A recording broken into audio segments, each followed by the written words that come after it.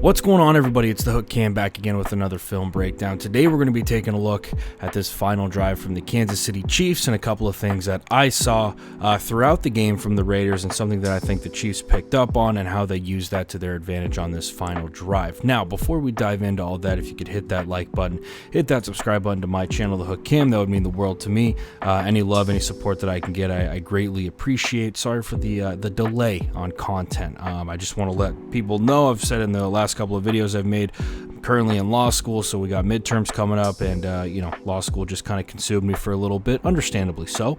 But hopefully, midterms, like I said, midterms coming up, things are winding down, so hopefully I can start pumping out some more content again. Now, what I noticed from the Kansas City Chiefs and the Las Vegas Raiders in this game on early downs, and this isn't mind-blowing or anything, it's just something that I noticed. On early downs, the Raiders had a tendency to go with cover two. Right now, in this situation, it looks to me like they're trying to mess with Mahomes a little bit, because ideally this kind of looks like cover six, and all cover sixes is quarter, half, right? So quarter of the field, half the field, he's going to work up and play that flat. It just looks like a version of that to me. The only reason why I think it's either cover six or cover two with a little bit of man coverage there is just because of how these defensive backs break with the route. This looks like a little bit of a busted coverage to me, although they got him coming down on Kelsey. And admittedly, I'm an offensive line guy, so coverages are much tougher for me to understand. If we're going to talk O-line, D-line, I can do that all day, and I love doing it, but coverages I don't know as well.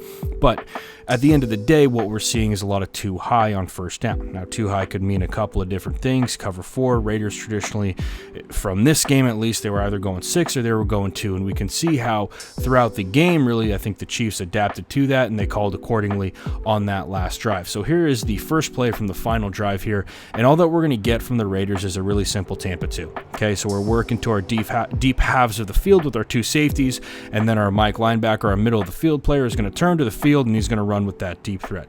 Now, what the Chiefs are going to do, right, as they motion across the field here, is they run a really cool route concept, super simple, something that I think a lot of people in the league run. All they're going to do is work upfield with their number one on both sides and basically run a curl. They don't break it immediately back to the quarterback. They kind of float into an open space and then attack the football if they get it thrown to them.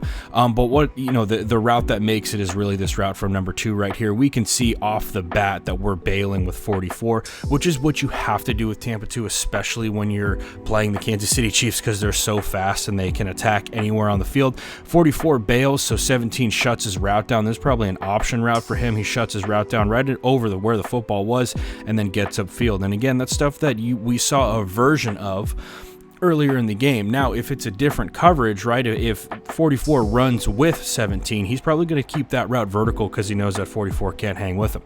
Now, this is the next play on this, and obviously this isn't cover two. This is just straight up. This is just straight up man coverage from the Vegas Raiders here. All we're going to get is a really simple quick slant from number three here, and then a deeper slant from our number two, and it's really just pick whichever window is open for 15. We can see he knows right off the bat where he's going with it.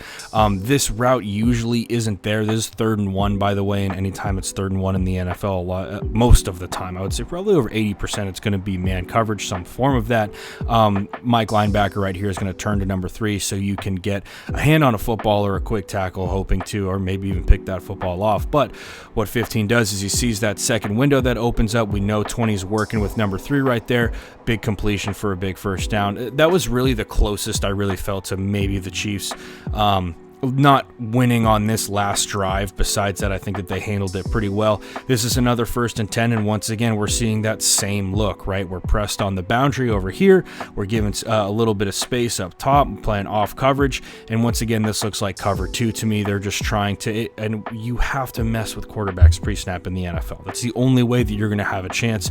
To me, it looks like the Raiders are trying to get 15 into thinking, oh, this is cover six. We're pressed over here, right? We're working to our deep half and then quarter here, but he's really going to end up being manned up with him. Right, so as we work upfield, he's going to try and work the middle of the field, which is where they had a lot of their success last night. And all they do with number three is they're going to work him upfield, basically on a little seam and then a drag across the field. And you put your middle of the field player in a pickle when you do that. And what happens is 44 takes this crosser. He's working, it looks like, over to the flat, and there's nobody in the middle of the field for Travis Kelce.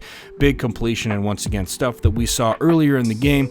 Chiefs are going back to later on those crucial drives and picking up some big-time yardage. And then, of course, the last play, or excuse me, the winning play of this game, once again, we see the exact same thing. And what happens is Kansas City takes advantage of it one more time. Kelce working upfield, right, hitting this thing right up the seam.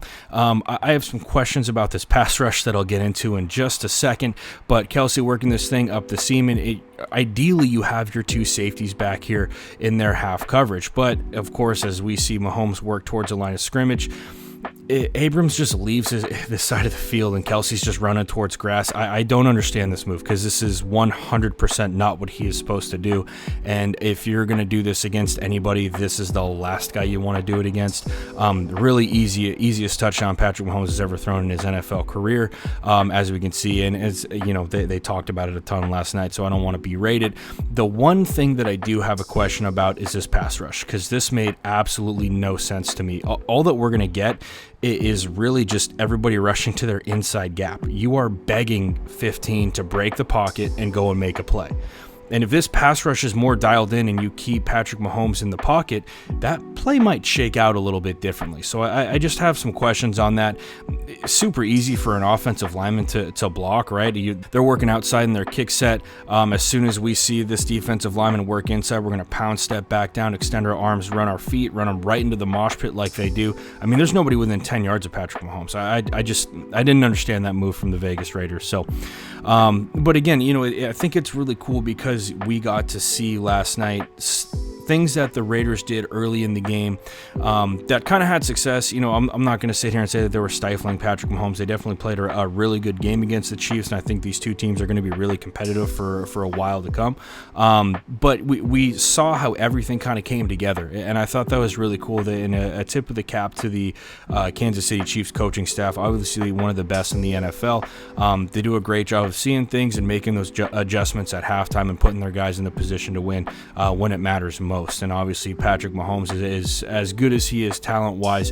He's also a very intellectual dude who knows, you know, exactly what defenses are doing, and that's a very scary thing for a defensive coordinator. And once again, I just do not understand that pass rush. But anyway, glad to be back, glad to be making videos. Hope you guys enjoyed it. If you did, if you could hit that like button, hit that subscribe button to my channel, The Hook Cam, as well as to Jackson Kruger Sports. I did do a podcast with him actually right after this Sunday Night Football game. Had a ton of fun. It'd be really cool if you guys could go show that some support. That's all I got for you guys today. Hope that we all enjoyed. Hope everybody's staying safe, washing those hands, and hope that, you know, I'll be making some more content soon. So with all that being said, guys, that's all I got for you, and I will see you next time.